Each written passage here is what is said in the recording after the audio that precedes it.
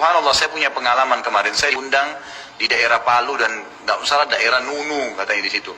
Saya tidak ngerti daerah ini siapa, daerah ini kenapa gitu kan. Ternyata di sana daerah yang terkenal suka berantem.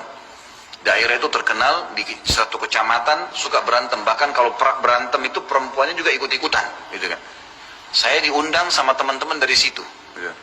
Dipasang spanduk saya, teman-teman yang sudah biasa ikut pengajian di Palu memang mau undang saya sudah lama gitu. Kemudian dia bilang, Ustaz tahu waktu Ustaz diundang itu kami kaget karena orang dari wilayah itu yang undang. Ini tiap hari perang-perang, bakar rumahnya orang, bunuh orang. Ini kok bisa ada undangan ke Ustaz Khalid di sini nih gitu.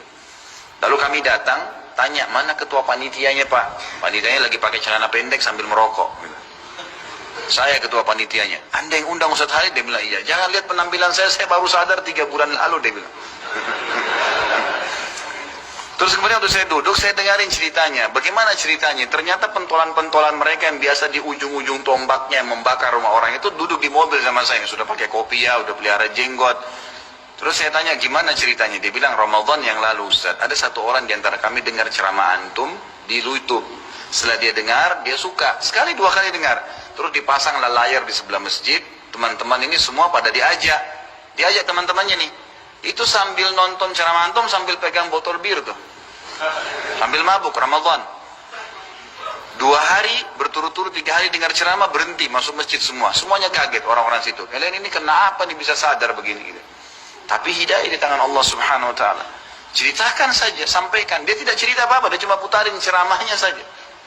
Ada salah satu teman kemarin yang cerita sama saya, lagi di kereta api, kemudian dia ketemu orang ngobrol di sebelah, ternyata orang ini punya banyak jimat-jimat. Dia bukain ceramah, kata dia ceramah saya, memang dia sering hadir pengajian saya, ini ceramahnya Ustaz Khalid nih, tentang masalah sihir, cuplikan durasi. Biasa teman-teman Pak Diarto dan teman-teman tim mengangkat sedikit tanya jawab atau ada keterangan 7-8 menit, dinonton. Subhanallah, hidayah di tangan Allah. Kata dia, saya tidak sangka Ustaz, tiba-tiba jimatnya dikeluarin semua, setelah nonton dibuang semua.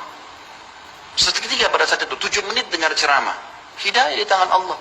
Tugas kita ikhtiar, ma'alaika illal balagh, cuma sampaikan. Jadi ceritakan, jangan tiba-tiba senyum-senyum saja atau merasa nggak enak atau akhirnya duduk berbaur sama mereka. Ceritakan. Mungkin subhanallah akhirnya malamnya kita diajak duduk ngobrol lebih jauh, diskusi, kita lebih banyak bisa cerita. Tugas kita menyampaikan yang kita tahu saja.